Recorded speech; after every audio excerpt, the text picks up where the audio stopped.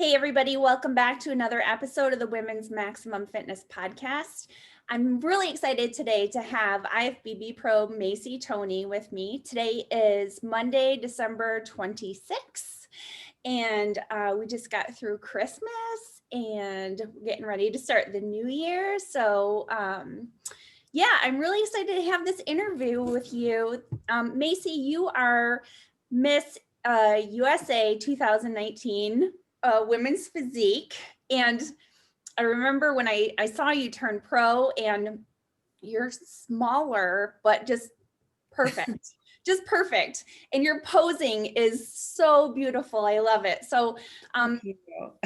excited to have you here. Let's talk a little bit about how you got started in all of this.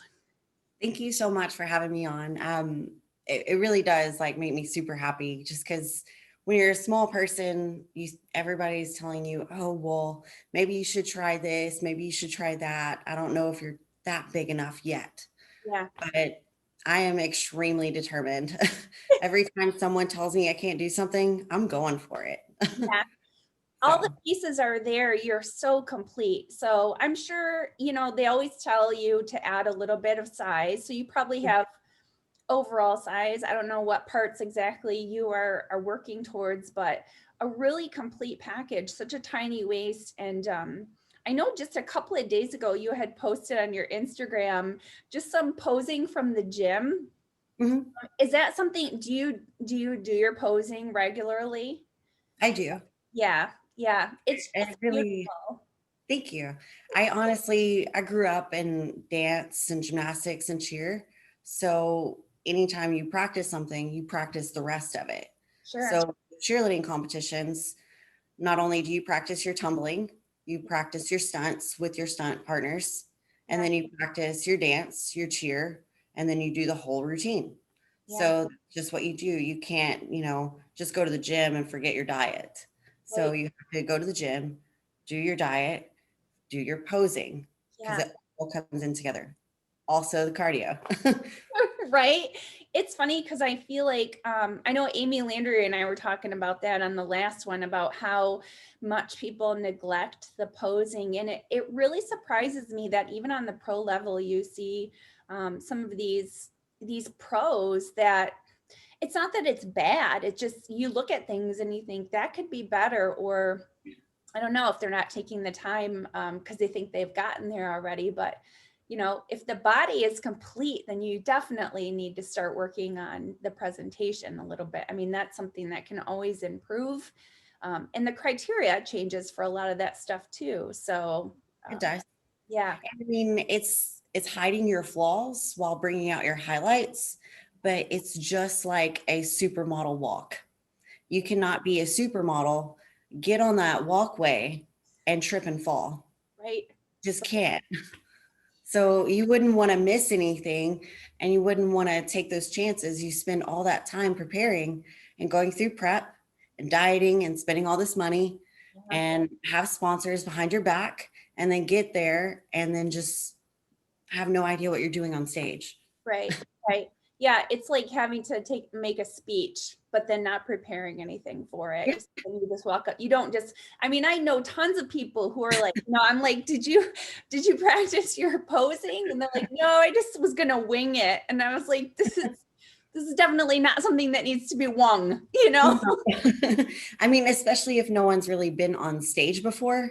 Yeah, And since I've been through competition cheerleading to where, I've had a 2.5 minute routine that I had to practice for like the past 6, 9 months, yeah. it's drilled into my brain to where our coach said, you don't have your routine down until you can do it all the way backwards in reverse. Oh, I was wow. like, okay. So I used to sit at home in my bed at night and just tried to run through my routine backwards. Yeah. As weird as that sounds, if you can do it backwards, you can do it forwards. That's really interesting. Do you Yeah. do you get this a lot? I get this when I hear a song. I always think of if it's going to be like if it would be a good posing song. Always. Yeah.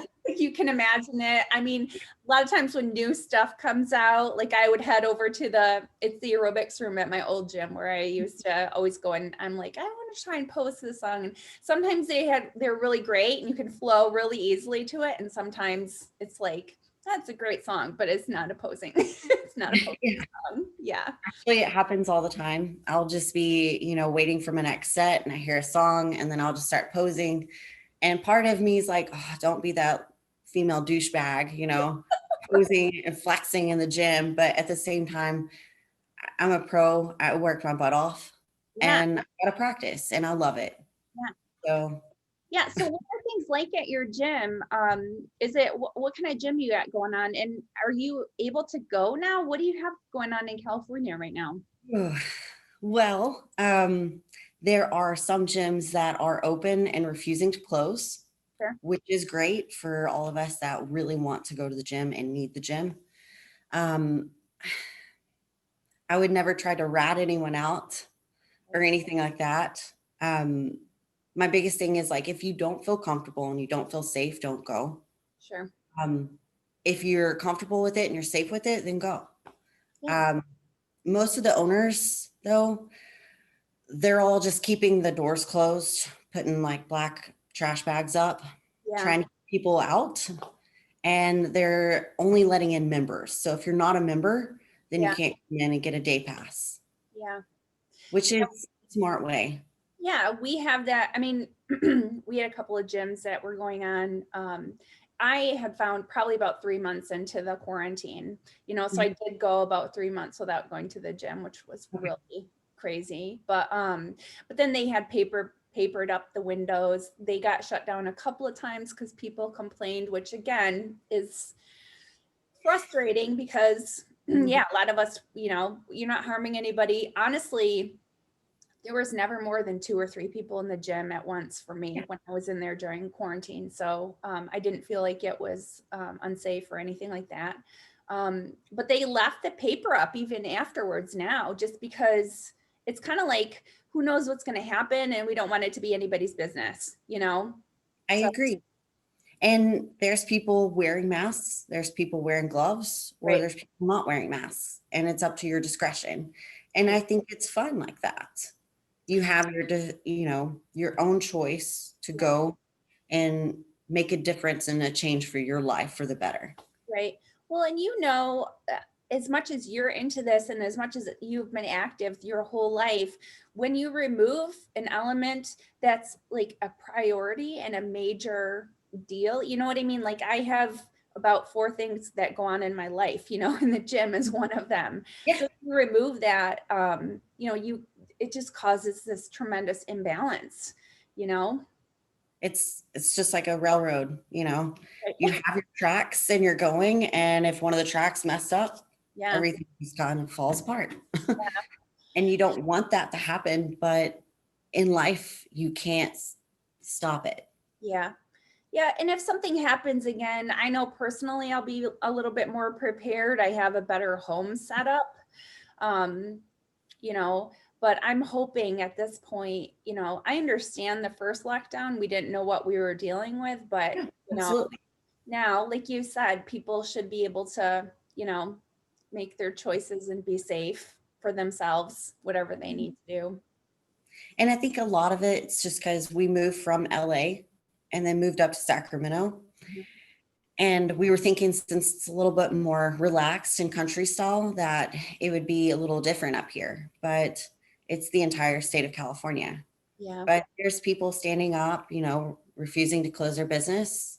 Yeah. Whenever some are exempt, but others aren't. Some of it doesn't make sense. Oh yeah. I mean, a lot of it doesn't make sense. It's it's crazy. I feel like some days too, I walk into place and, I'm wearing a mask, other people are, and you just look around and you're like, I can't believe everyone is wearing a mask right now. It's very hard to wrap your head around. Yeah. I think the biggest part for me to understand though, is whenever you go to a grocery store, you can't clean down fruit and vegetables and, eating products. You can't, wipe those down. Right. But a gym, you can wipe things down.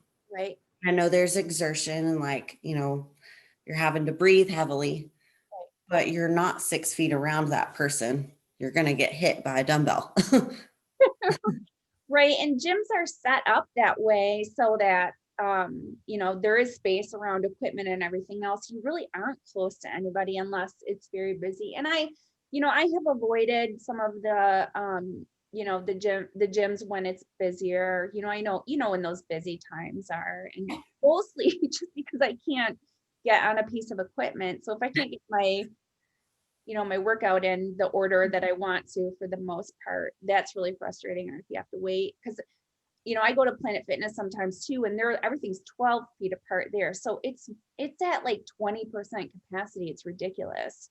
But Mhm. and it's like musical chairs. You got to wait for somebody to move for you can move. It's very, very, very frustrating. So yeah. I know that whenever we were in LA, I had a membership to 24. And I think it was a couple of weeks before the shutdown, I told myself I wasn't going back because it's just extremely packed, Yeah. super crowded. It's hard to get anything done in there. Yeah. And not only that, right after they opened gyms back up, they said that they were going to do open the gym for 1 hour and then close it down and clean everything for 15 minutes. And you had to set an appointment. Okay. I was like, that's never going to work in Los Angeles. Good Right. luck. Schedule your appointment 3 weeks from now.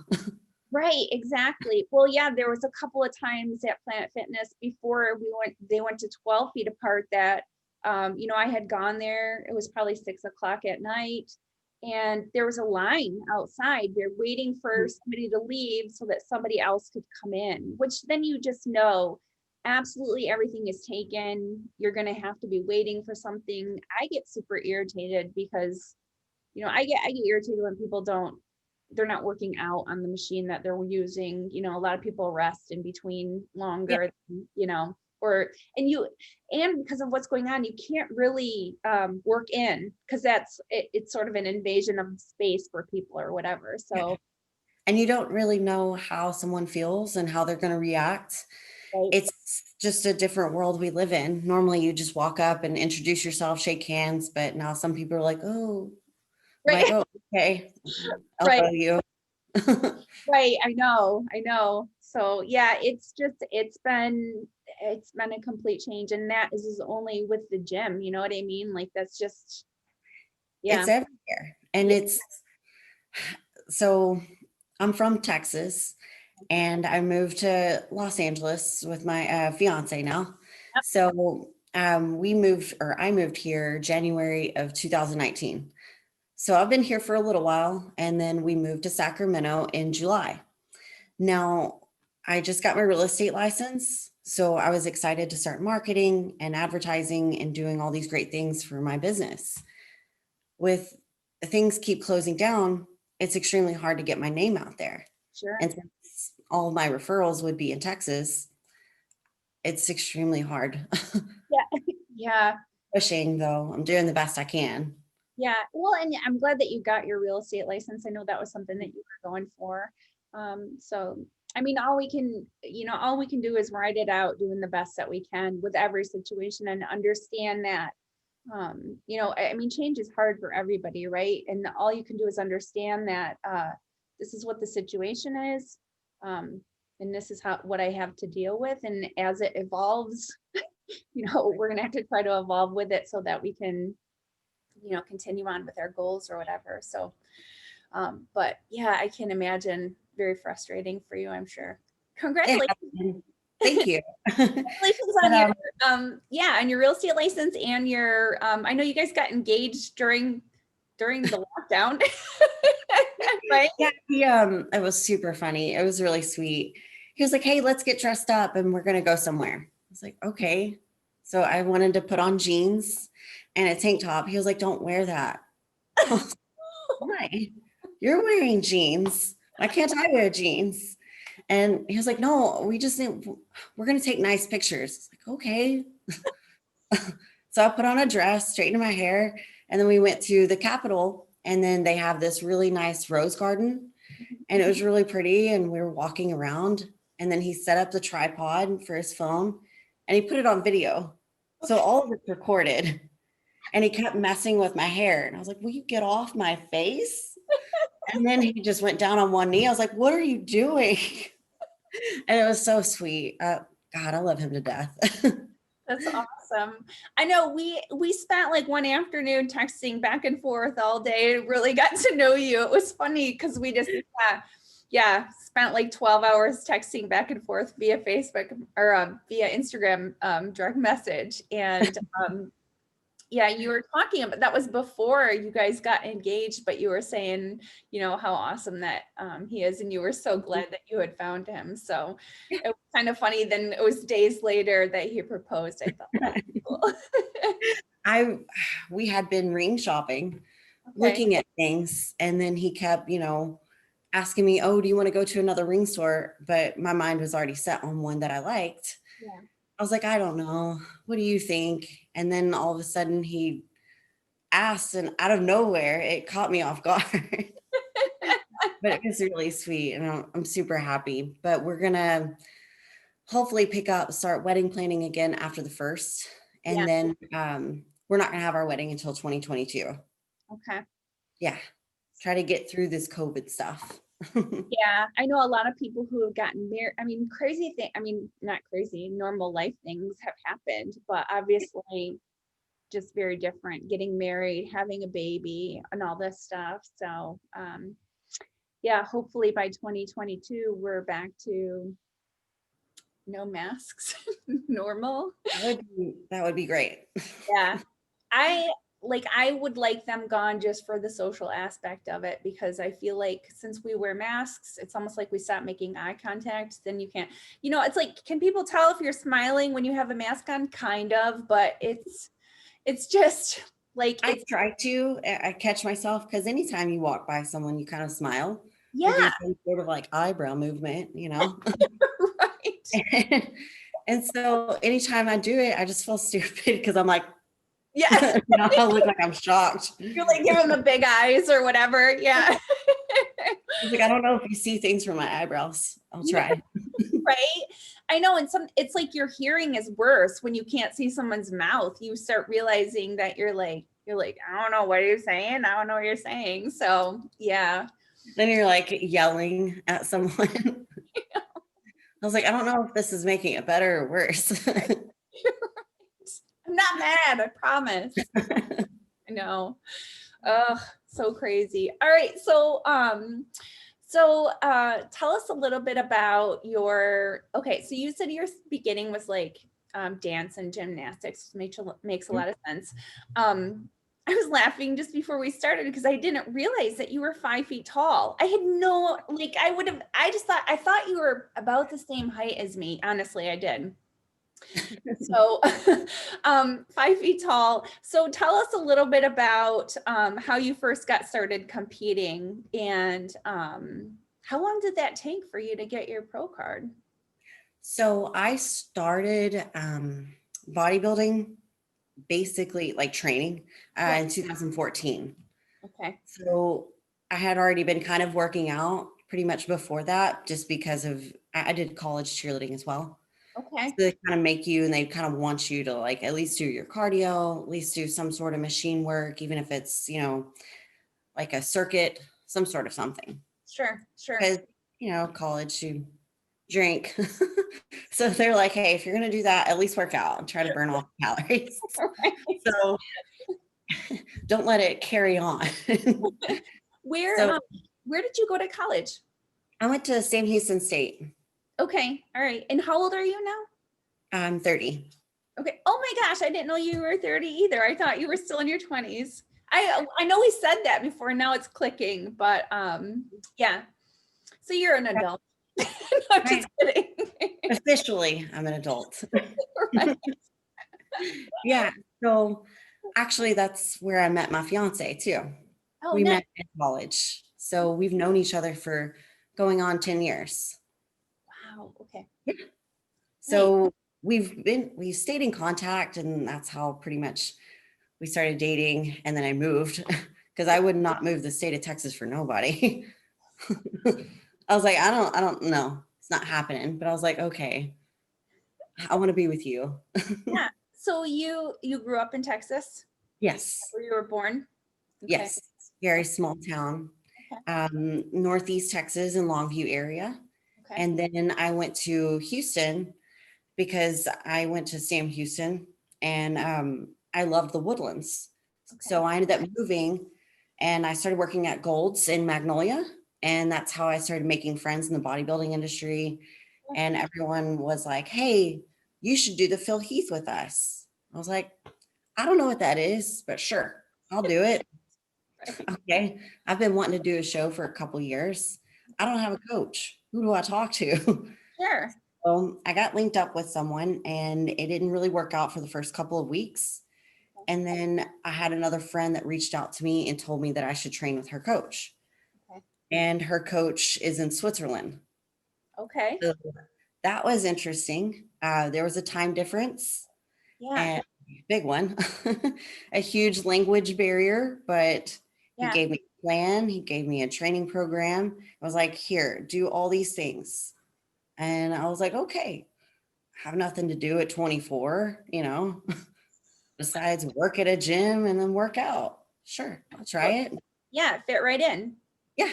Yeah. So ended up doing it. And then I won in figure. I won the novice open and the overall in my first show. How long were you, did you do regular check-ins with him, and how long was that prep? It was check-in once a week. It was every Sunday. And I started with him about 9 weeks out. Okay. So you were relatively lean when you started, or did you, I mean, you obviously looked. Started at 12 weeks out. So the first 3 weeks, 4 weeks or so, I was with a plan with someone, but it really wasn't connecting very well. Okay. And so it was hard to get in touch with them. And communication is like super big. Yeah, that's everything with coaching, because yeah, I mean, it is, it's like the relationship, Yeah.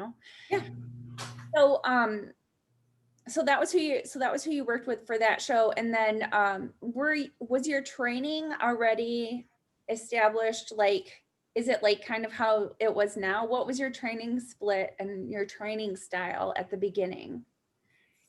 So I'm trying to remember. It's pretty similar.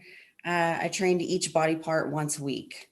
Okay. So I took basically one day off. I think I did legs, chest, back, shoulders, and arms. But I think I took one day off in between, like Yeah. after 2 days. Yeah. And I trained like that for the past 4 years. Okay. And I recently started changing things up Yeah. past 2 years, Okay. just because my legs needed quad work and then hamstring work. So I split it off into 2 days. And then I started to realize that my legs are just continuously growing.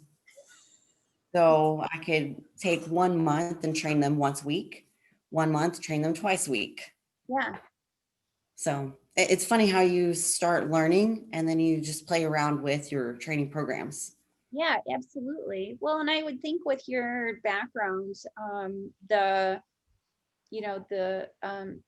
seeds are sort of been planted, and that muscle probably just kind of blew up, so. Yeah, it did. Yeah. Well, a lot of it was due to gymnastics. And then I also ran track in high school. So I ran the 100-meter hurdles.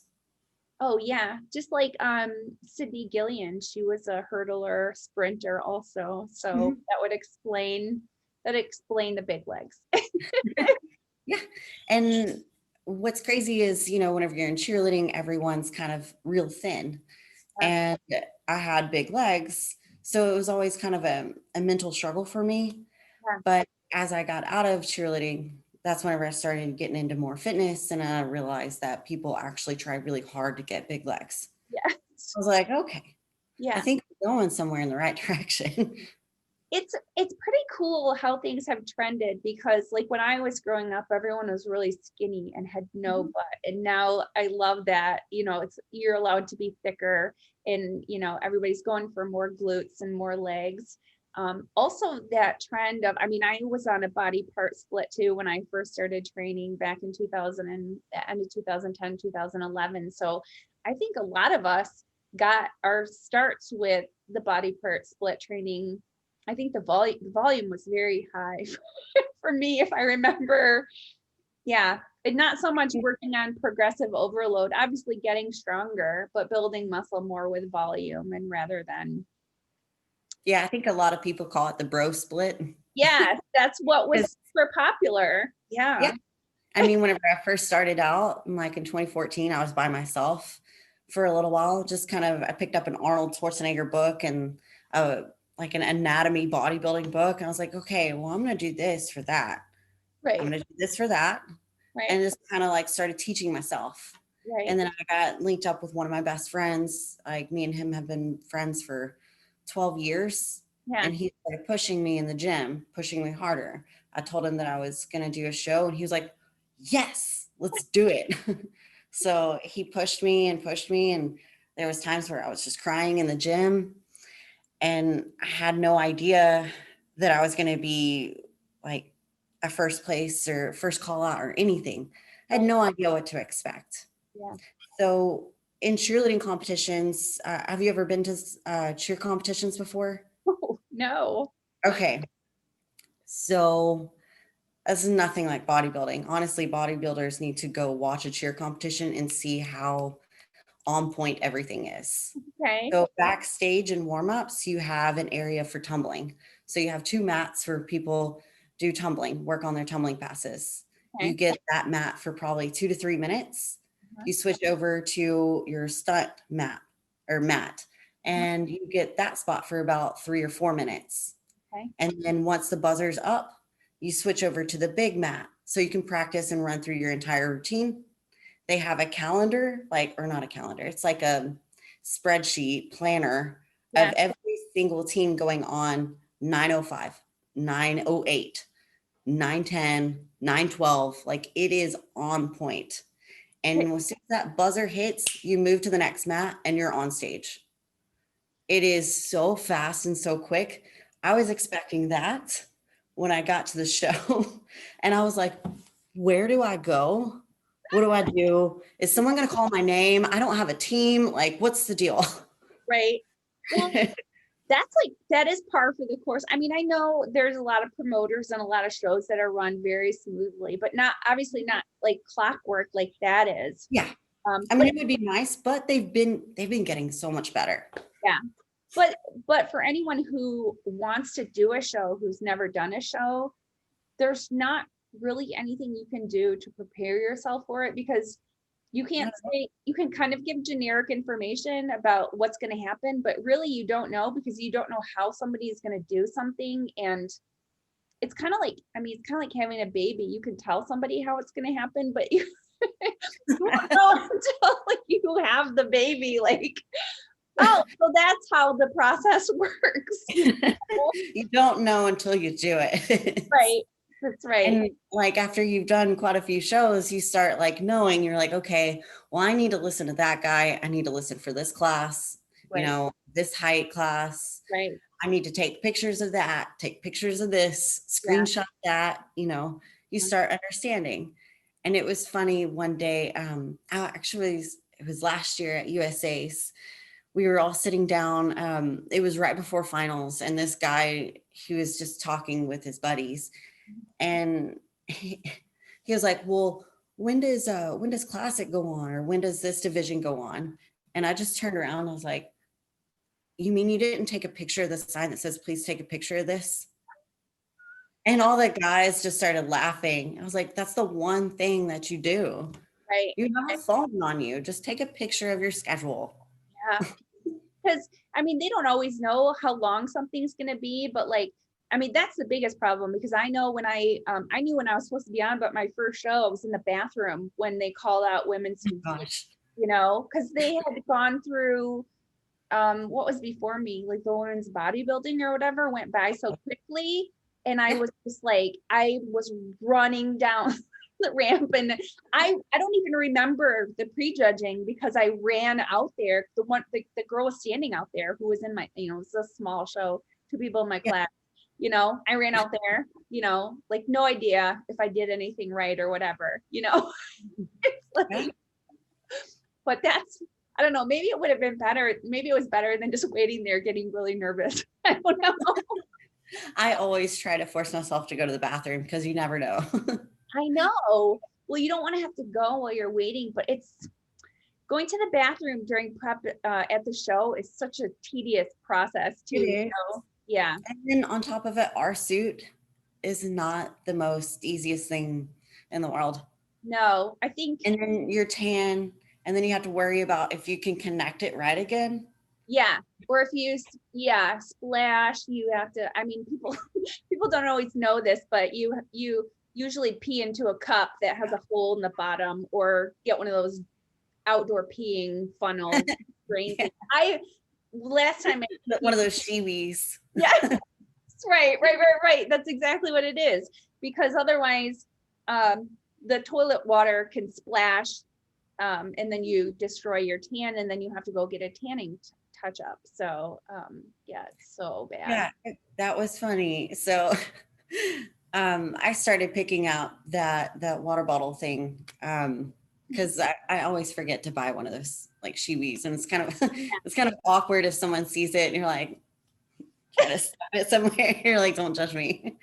But Dylan asked me, he's like, what are you gonna do with that top half of that cup? And I was like, I'm gonna go pee. He's like, what? It's like, it doesn't just spray in a stream like one line. I was like, you don't know where it's gonna go. Right. No, yeah. And like I said, the toilet water can splash up, even if it does. And then, yeah. It's always kind of weird, embarrassing to explain it. But if you're a girl, you just start laughing because you know exactly what you're talking about. Well, I remember I was carrying mine in a gallon Ziploc bag. So I would just stick it. So there was plenty of room, so I stuck it in the Ziploc bag, and then I zipped it up and I just stuck it in my bag or whatever when I would go to the bathroom. So it's gross. I mean, people don't even understand. You can't wear deodorant. You haven't showered in 2 days. It's gross. Everyone smells like BO and tanning, the tanning stuff, which is weird. It's I was eating a strawberry pie one time, and Anna was like, this smells like the tanning, like the strawberry gel. She said it smells like backstage tanning. That's so funny. Like, kind of does. It's like sweet but fake.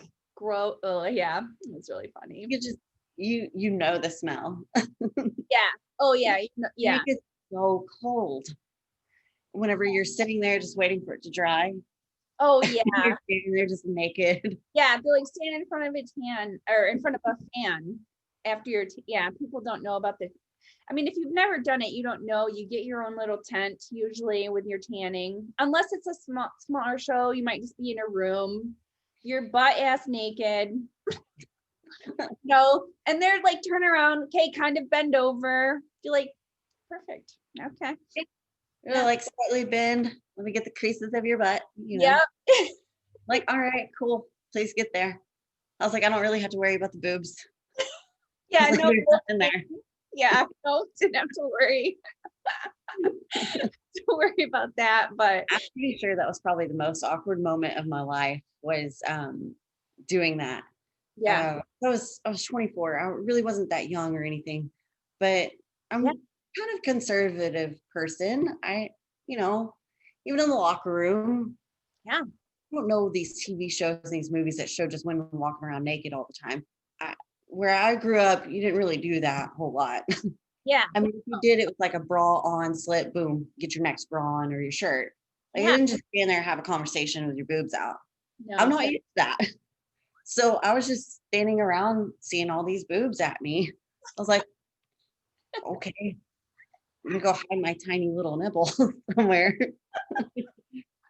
It's super, yeah. But the people who do the tanning are great. I mean, it's kind of like a doctor or gynecologist or whatever. They act like, I mean, they'll literally be like, we've seen it all before. Like, So, I mean, I would assume, I don't know if they talk about things afterwards, but they certainly are very professional in the booths. Yeah. And if they do, that's whatever, as long as I don't hear it. I'm good. I'm good. Right? I'm totally fine. I know. And like, and for guys don't know, usually they give them a sock. Mhm. You're supposed to bring one. Yeah. Oh, yeah. So I think they've had like extras or whatever, but otherwise, yeah, bring a sock. And most of them, I think I heard a podcast the other day, and most guys don't really remember to do that or forget to do that. Or nobody even tells them. Yeah. I guess it's just a taboo subject. I don't know. But if there was a tip list that I could have read, Yeah. before I started, which I know there's plenty now because it's a little bit more popular and it's more acceptable and people are talking about things more, which Yeah. is great. But if Yeah. I had a little tip list back then, I could have saved myself so much like anxiety and Yeah. all kinds of things. Yeah. I will say though that I feel like the bigger shows that you go to, the girls are fantastic because they will, somebody's suit breaks and somebody will have something to help you fix it, or, glue a nail or a hair clip, or, like you said, an extra cup for you to, I mean, I've taken the hotel cups and punched a hole in the bottom so that I can, pee through them. They're cardboard cups or whatever. So, you know, that's like, I guess that would be my advice. If you're in a show and something happens and you need help, just put it out there amongst all the other women who are around you, because somebody will. And if you could ask anyone, I would ask a bikini girl because they probably have everything you will ever need in your entire life with them. And it's not a bad thing because Oh, I didn't know that I needed like a little bit of dry shampoo because my hair got a little oily. And right, it happens because you can't really wash your hair because you can't wash yourself. right, You can. So, right. I kept asking a couple girls that I knew, and they were like, go to the bikini girls. I was like, oh, God, probably brilliant idea. Yeah, They did, sure enough, they popped everything out, and I was like, geez, all right, cool. What you got? Help me. yep. They're very, very prepared, very prepared. So, yeah, a well-run show makes a huge difference, but nothing can prepare you for how it's going to go, and then even afterwards you can learn from it, but it doesn't mean that it's going to be how the next one's going to be either. So, Very true. And my first show, I didn't get out of the show until close to midnight. yeah, And I was kind of on a high because it was my first one and I won the overall and I wasn't expecting it. yeah, And then I had this whole like ego thing going on and I thought I was going to transfer it to North Americans. yeah, So I was like, I got to get bigger. I've got to bring my absolute best. yeah, But I slacked off a little bit in prep with my diet, which I will admit that because that was my fault. I yeah, learned my lesson and I never did that again. yeah, Do not cheat on prep. And if I do, I feel horrible. I'm like, hey, I messed up. Like, this is right. me. I'm being honest with you so we can change something. If Is you don't know, they won't know. Oh yeah, or they'll know. Usually a coach knows something is wrong, but they can't really figure out what happened. And it'll be like, did they cheat? Did they skip cardio? And then you have that cloud in your head of, I'm not sure that this client is being honest with me, and you're trying to figure out why they're not progressing or whatever. So did you what was I going to say? um I'm curious, when you started working with John. I know that you're working with John. I feel like I have a trend going here. I'm like all John, a ton of John's clients, but he has a huge client list and he's a really, really great coach.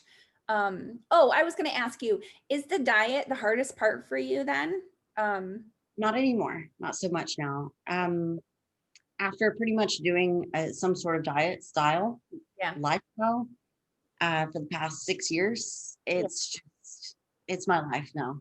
Okay. And I've gone a couple of times a day to where I'm like, hey, I'm going to eat dinner with my family, or we're going to have a cheat meal, and then I won't eat for the rest of the day, Yeah. which that's not a good thing to do either. You should still eat your meals, but I'm not hungry. Yeah. And for the next 3 days, I feel like dog poop. Yeah. I don't perform well at the gym. I oversleep, things like that. So Yeah. mental state is not Yeah. the way it could be. So I know now that diet's never really going to change for me. Yeah. It could change in portions and then less carbs, less fats, things like that whenever I do want to downsize. Yeah. But it's not gonna, that's not the hardest part. Hardest part for me would be cardio. Yeah. I, You just I hate hate cardio. That's funny. You know, I just started doing cardio again.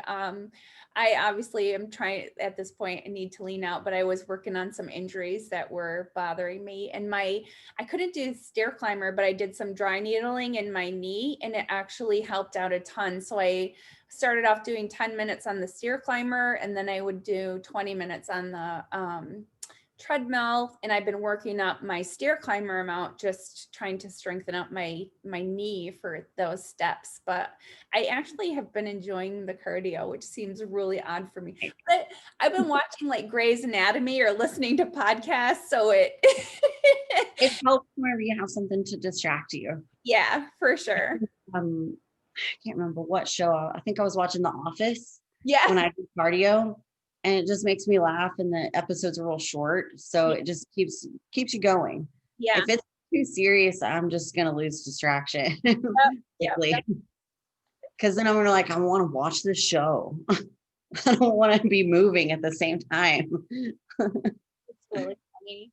Yeah, I mean, it's tough. I do a lot of physical activity for my job, but it's just not the same as I was thinking, oh, I get a lot of activity, but it's not the same as actually like getting on a treadmill and doing 30 minutes at a good clip, it just doesn't feel the same. Plus, like we were getting over being sick and I felt like it was kind of expediting some of that, helping me feel better. So I think I'm gonna keep going with it. I think I'm going to continue to do this cardio thing. Well, and you know what? It helps me stay on my diet because I don't want to waste that cardio. You know what I mean? Like I don't want to eat back the calories. So sometimes it's just like you just need that one element in order to help you stay on track with the other thing. Because I hate the dieting. I hate that. But you're right. I feel like if my diet isn't quite clean, I feel like shit and I'm very tired. So it affects me. Yeah. And it's true. And it's so funny because my family accepted it because I kept doing bodybuilding shows and my mom was very confused at first. She was really concerned because I was losing so much weight and I was so tiny. Yeah. Whenever she saw me in my suit, she was like, "You're so little. Like, do you need to eat?" I was like, "I can't, Mom." She's like, "Why?" And I was like, "I can't eat until he tells me to. Right. All I get today is rice cakes and honey." And she didn't get it. She didn't understand. And then after I won, she was like, "Keep doing this. You're good at it." So now they know that they've got to have rice in the pantry whenever I come home. Right. They've got to get some chicken and they've got to get some steak. Yeah. She's always got veggies. She's like, "Do you need to eat again?" I was like, "This is awesome. Thank you for the support." Yeah. Most people would be like, "Do you want this cookie?" Right.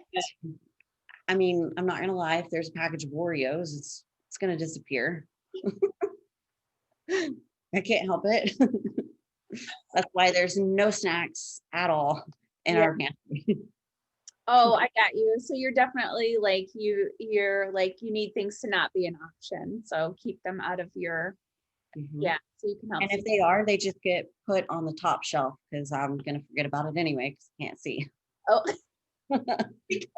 Can't see up there anyway. So funny. All right. Yeah, I remember like my mom did the same thing too when we were coming over there more, obviously not during quarantine now because we can't go visit my parents. My dad has Parkinson's, but yeah, she got a food scale and it's just it's the same thing. I have this here. I know you wanted more eggs when you have eggs in the morning or whatever. So it's funny how that it translates to support, and that's really cool. And that's the biggest thing is having a support system. Yeah. And there may be people that don't understand. I used to go to the bar a lot and all those friends disappeared because I didn't go to the bar anymore because I didn't want to drink anymore. So it's funny how things shift, but it's all stepping stones in life for you to be a better person, live a better life. Yeah. And that's things that I like. So if it's a healthy lifestyle that I live, Yeah. that's not a downfall. That's a benefit to my life because no one else can do this but me. Yeah. Yeah. And cleaning up your friend environment is part of your health as well. So you didn't really lose friends because they probably weren't really friends anyways if you had to be like them in order to fit in, So yeah. And I mean, there's nothing wrong with enjoying yourself because I love to do that occasionally. I Right. just know my limits now. Right. Well, and I think, it reminds me of something that one of the guy years and years ago at my gym who sold personal training, he said to me one time, he said, Deb, you know who is the easiest person to sell personal training to? And I said, who? And he said, it's the young girls who are already in shape because they know what it feels like to be in shape and to be healthy, and they don't want to lose that. He says, you get the people that have been living an unhealthy lifestyle for years and years and years. They don't know what it feels like, that it feels better to be healthy, and they don't understand, or they're concerned about the risk of giving up what is comfortable and what feels good to them. Like, what if what if I do all this stuff that's hard and is a struggle, in order to try to lose weight and be healthier, and it doesn't feel any better, so Yeah. because they don't know what it feels like. Yeah. Yeah. I totally agree with that. Because I know if someone would have came up and swept me off my feet about doing bodybuilding whenever I just got out of college, Yeah. man, I'm pretty sure everything would have progressed way quicker. But I mean, I did everything on my own pretty much and like Yeah. took things step at a time and learned for myself. Yeah. Um, well, I can't say it was on my own, but like I learned. Yeah. And if I had someone there that would have guided me when I was like 22, Yeah. man, that would have been perfect. So I can see definitely where he's coming from on that. Yeah. And it's interesting, like having, people always aren't sure if they want to have a coach or whatever. I'm actually doing a podcast later with Sarah Bishop about finding a coach and who can benefit from a coach. But I think a lot of people did a lot of struggling and searching and trying to figure out what worked for them. And you wouldn't give up that struggle or that process, but things probably would have expedited quicker if you, have been expedited if you, had somebody to guide you from the very beginning. But I Yeah. mean, who knows? I do think it's helpful though. You can get some good education and learn how to apply that. And then, it's kind of like trying to pick a path.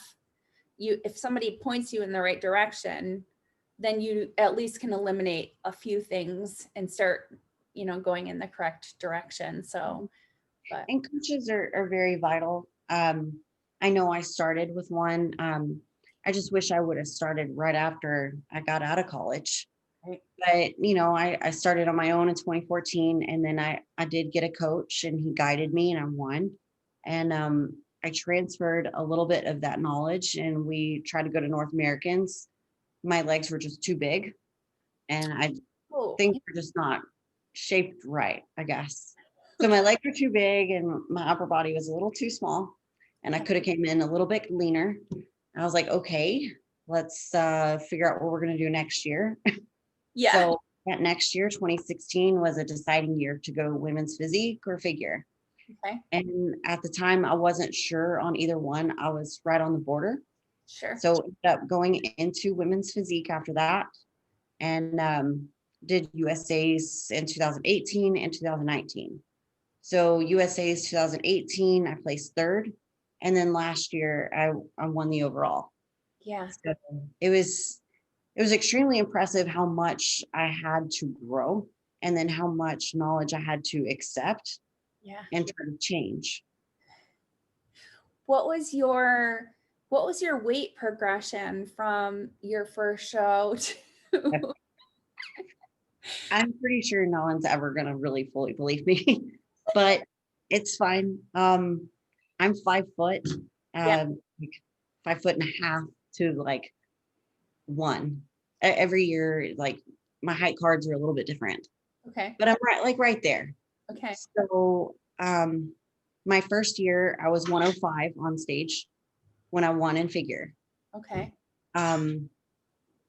Every year I've maybe gained a pound on stage, Okay. which it doesn't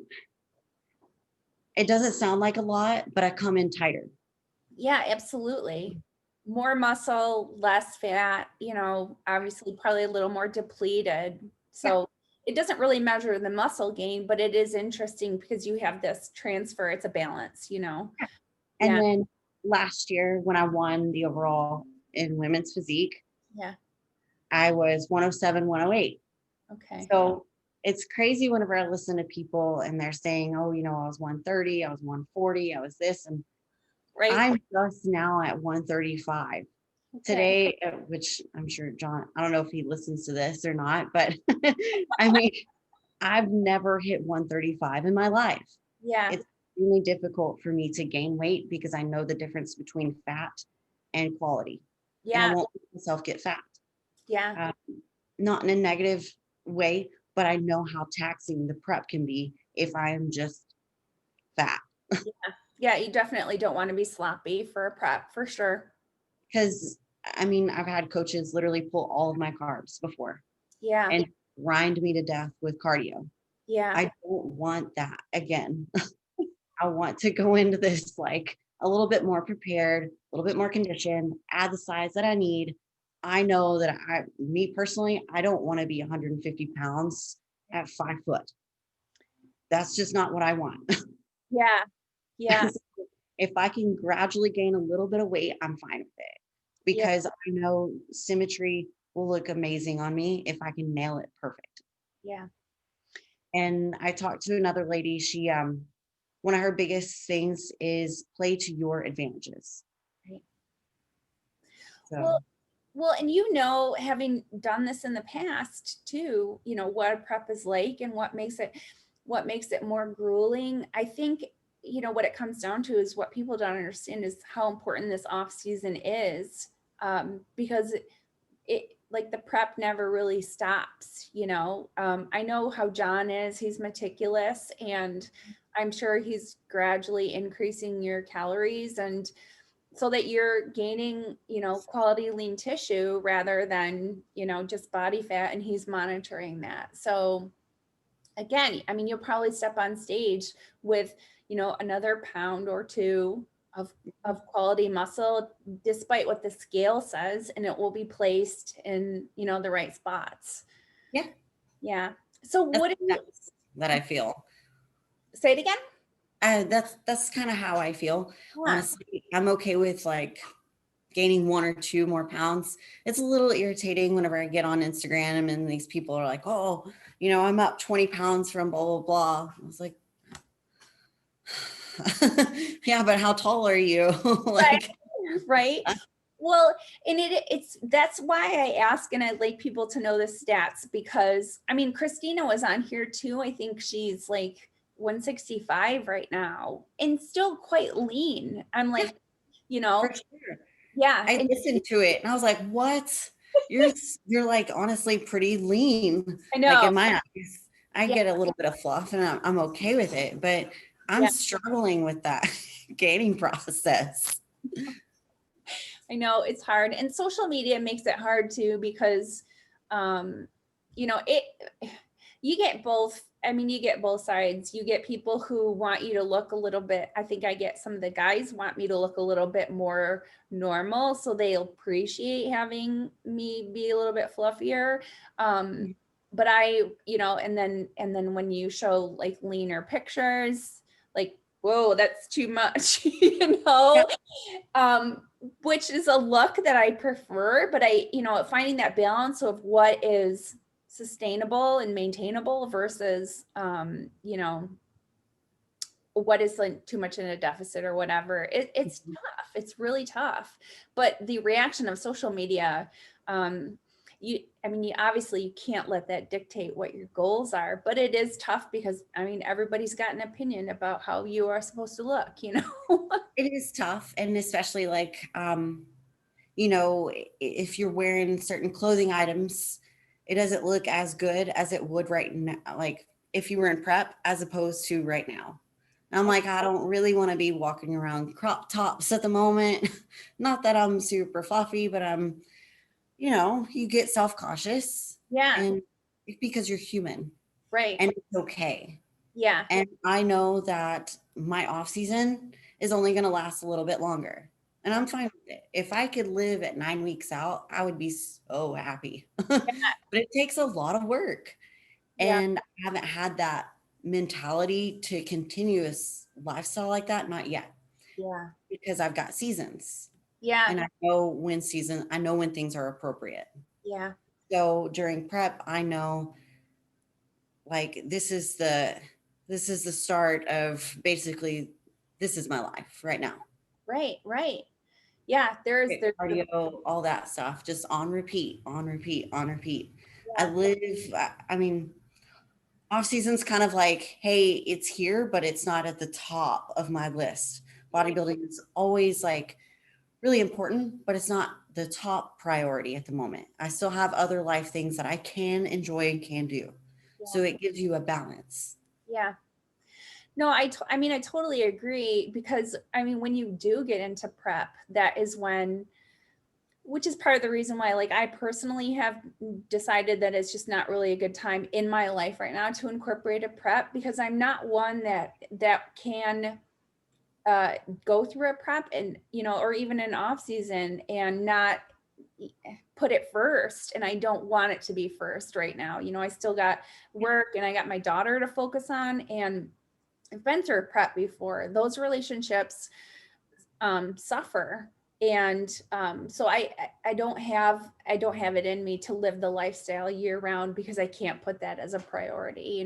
So yeah. And it Kind of one of the that's kind of one of the biggest reasons why we didn't compete this year. We started prep like a couple of weeks before the shutdown, yeah.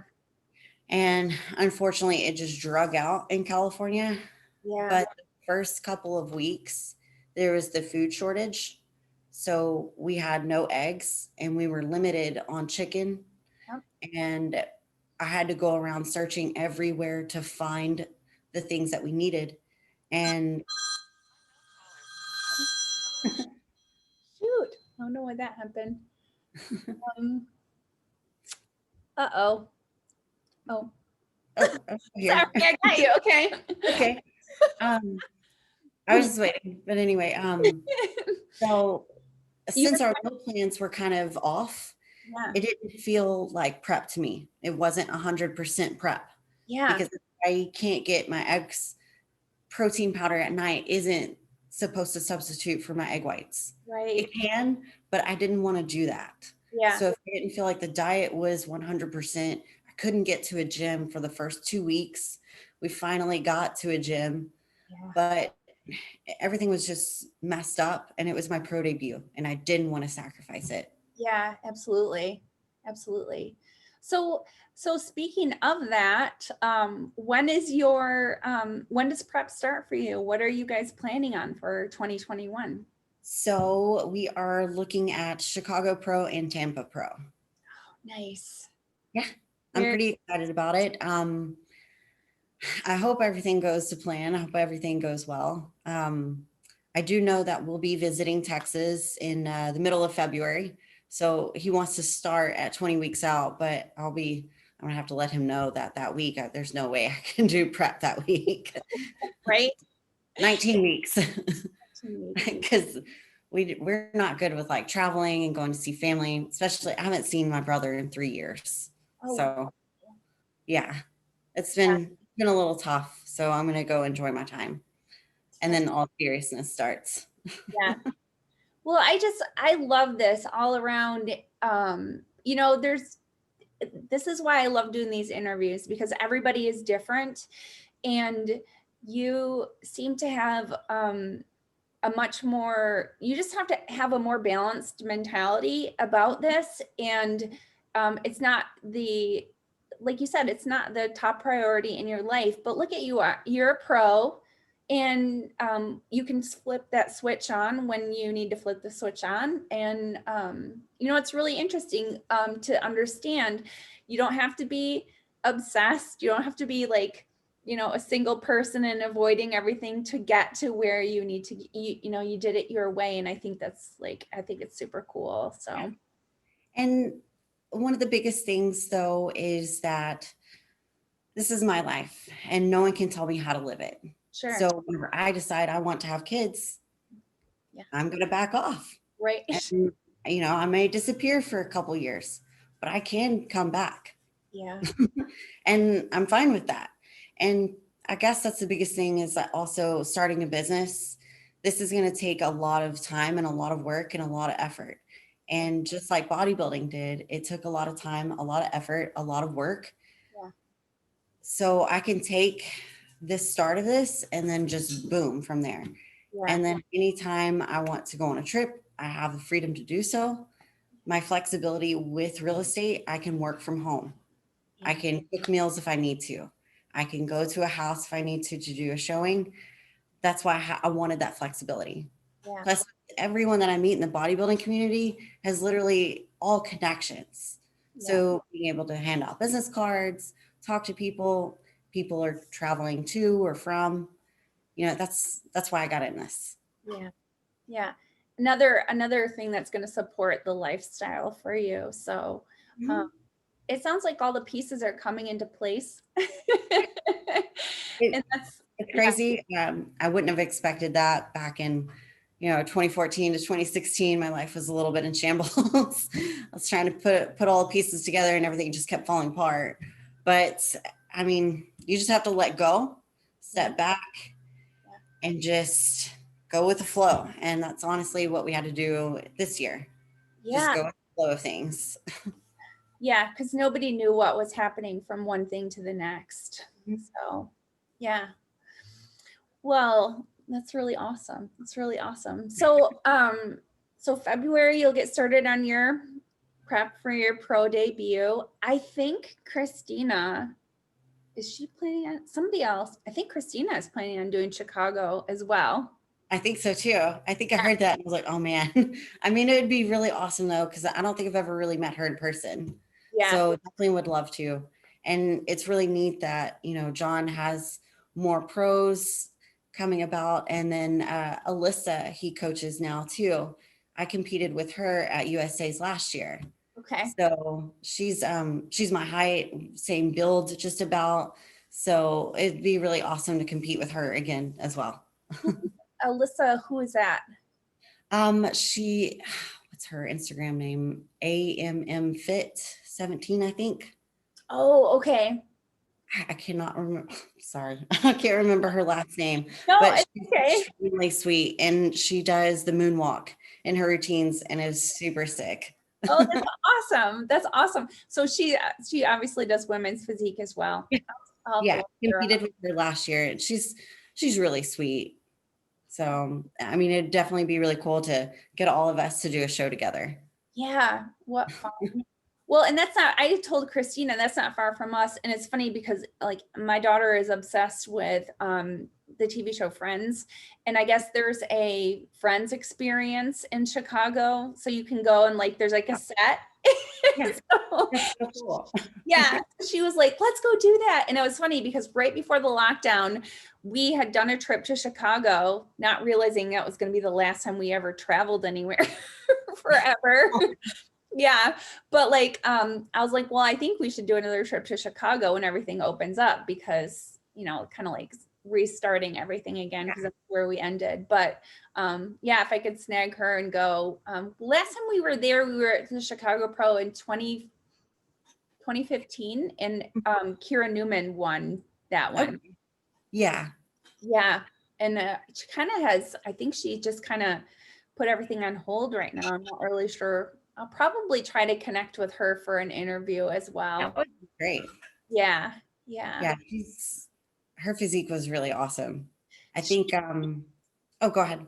No, but her glutes, that was what was crazy. She had just the striations, the same as Juliana, when you remember seeing Juliana, when she had won every time she won. But yeah, her glutes and her back double is amazing. Yeah. That's why I keep wondering if Jamie Pinder is going to come back. I don't know. So beautiful. She had she's been nursing some injuries. I think I don't know if she had shoulder surgery. She's another one that I should have on and talk to her.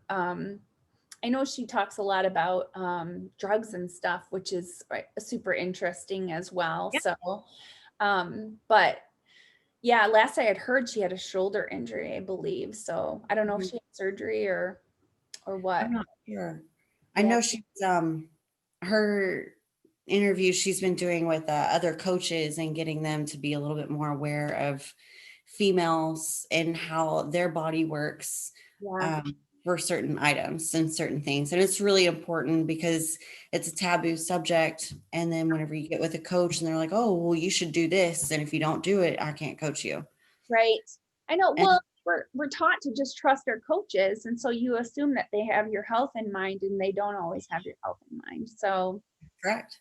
yeah. And really sad and it's unfortunate. You'll see really big people come out and they're rising stars and then they just fizzle out. Yeah. And that's not what I want to do. I want to be able to come back to this at any time in my life that I wanted to. I know at some point in my life I won't be able to, but if I wanted to step away from the stage for a couple of years, Yeah. I know that my body and my health could handle it again. Yeah. So that's one of the reasons why I decided to go with John, because I've watched him with over the past 2 years with clients. I saw what he did with Renee Yeah. and all the girls that I know. I was like, okay, this is my choice. This is where I need to go. Yeah. John is very conservative with drugs, and he's also very knowledgeable about them. And I know, I mean, he has specific things that we were on a podcast together before just talking about there are certain drugs that women should never be taking, and he knows this, and he would never tell somebody that that's what they're supposed to do. So Yeah. yeah. And I that was another reason I had started the podcast, because when I was talking with him about it, he was like, we really need to have people be more open about these types of things, because girls need to know, well, first of all, I mean, you don't start a show, your first show, like doing any type of a steroid, like it's just, Yeah. and there's so many girls that do that. They get started, they find a coach, and it's like they're doing a 16-week prep and they got some sort of a drug cycle. And it's like, it's mind boggling to me, that.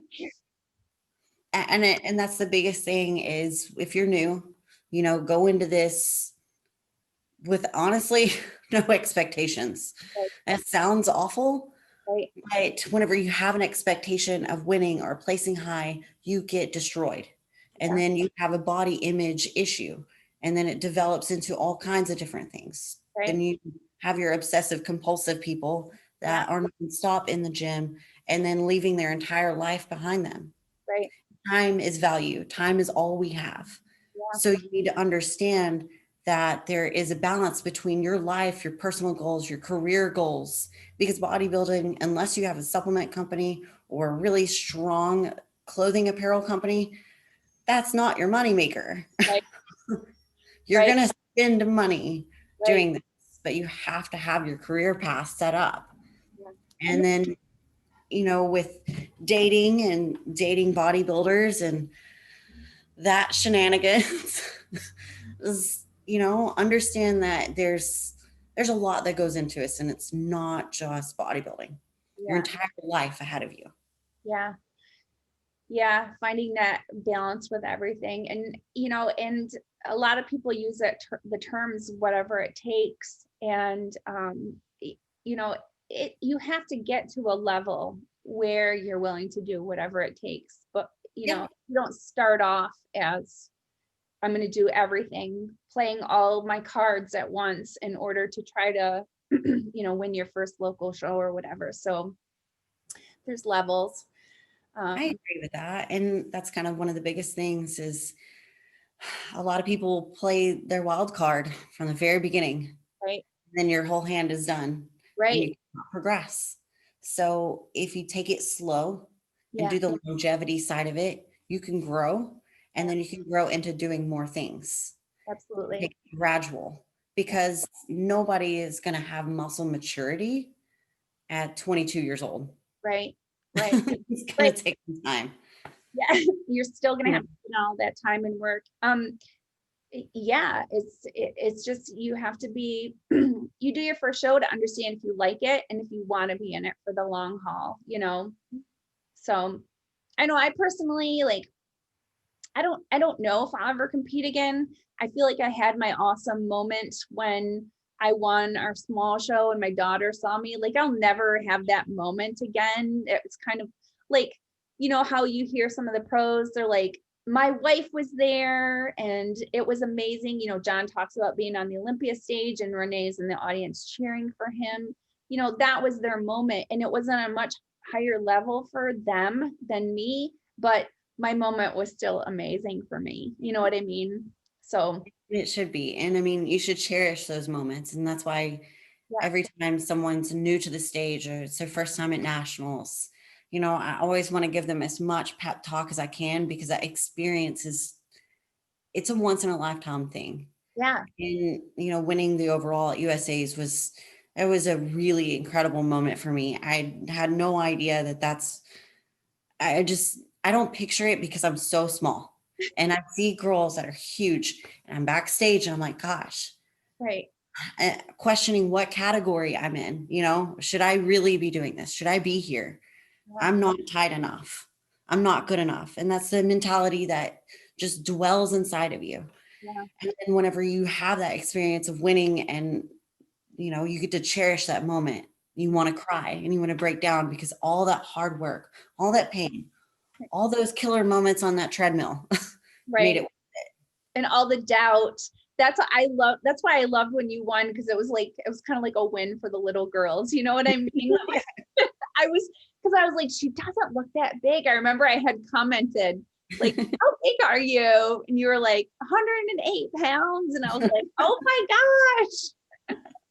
It's so funny. I actually laughed really hard because most of the time everyone's like, congratulations, yada, yada, yada. But I mean, whenever I have a random question, it's like, what's your weight? I'm like, oh, I need to answer this because you guys think I'm like 150 pounds on stage, and I've never been that in my life. Right. I've always been really small. Well, and it gives hope for, like you said, those of us who are trying to do this correctly and building lean tissue naturally for myself over time. So, so it's good, because to me, obviously, it's not like I would never even probably step on stage at 140 pounds, let alone, like 165 or whatever that some of these girls are they just have a ton of muscle. Yeah, I would legit have to be in women's bodybuilding, and I But don't see myself going that way. yeah, I'm short, I have a short frame, and I have to build it to the way I yeah, need to build it, which is fine. And, there's a lot of people that say get your judges' feedback, which is important. But at the end of the day, they don't control your life. yeah, They're there to judge you one day, yeah, and then that's it. And yeah, then they go on about their business. I yeah, mean, it's talking bad about bodybuilding. It's giving the reality check to people that are striving for a physique and a build and a frame that is not meant for them. yeah, yeah. You And know, I love that yours is saying, I'm gonna bring my best package to the stage, what I think looks good, and yeah, taking all that into consideration. And I would, myself, I would have to understand that maybe I'm not going to exactly fit the criteria, but I'm going to do what I want to do and bring the package that I want to bring. And, as long as it's not, you know, too, soft or whatever. I yeah, mean, you're not going to make a fool of yourself. You're going to no, look pretty or whatever it is. And that's yeah. what it is. So, I mean, every single person can never have a big enough back. We right. all get it. We get it. Okay. We need to train back. So I'm drilling myself to train my back, train my shoulders. I don't feel like I'm at a spot where I'm too big yet. Yeah. I know that that day may come. And at that point, I may make a decision to move down a level or take some time off Yeah. or maybe retire. But I'm not at the point where I can say I'm too big. Yeah. So I'm fine with growing a little bit more. Yeah. Absolutely. So, well, you look awesome. And I wish you the best. We'll be Thank you so much. obviously we follow each other, so we'll be following your journey into this new year. This past year has been so crazy. I think it really lit a fire under a lot of people because we kind of lost a year, you know what I mean? So Yeah, it strangely feels like a cold March. Like, I'm not sure if I feel like I'm in July still because we were closed 3 times. Like, we're at a stay-at-home order right now. Some things are open, some things aren't. I don't really know what stage, what phase, what color grid we're in. yeah, I know I kind of stopped watching at this point. I guess if I see like that my gym is closed, or we got groceries yesterday and they didn't have chicken, so I had to go somewhere else to get chicken because I had done the online ordering and went to just Okay. so yeah, I just kind of like, well, if I get surprised, then I'll try to figure out a different way. Kind of like life, It's like, Basically, kind of like 2020. Just right. gonna go with it. Absolutely. So I hope that you don't run into a lot of obstacles and, everything starts opening up again. Chicago Pro is not until July, right? Isn't it like 4th of July weekend usually? It is. That's kind of why I picked it back there Yeah. because I know at least some things may change by summertime. I Yeah. do know with real estate, a lot of the conventions are still virtual all the way up until August.